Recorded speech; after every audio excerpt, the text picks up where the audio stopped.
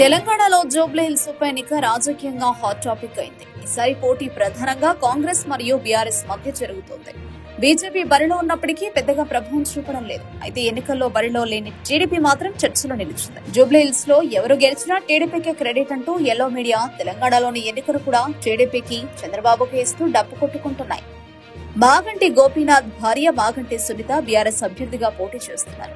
గోపీనాథ్ జీవితాంతం టీడీపీవాదిగా ఉన్నందున టీడీపీ శ్రేణులు ఆమెకు మద్దతు ఇవ్వొచ్చని భావిస్తున్నారు. ఇదే అంశాన్ని తీసుకెళ్లి ఎల్లో మీడియా బాబుదే క్రెడిట్ అంటూ ఊదరగొడుతున్నాయి.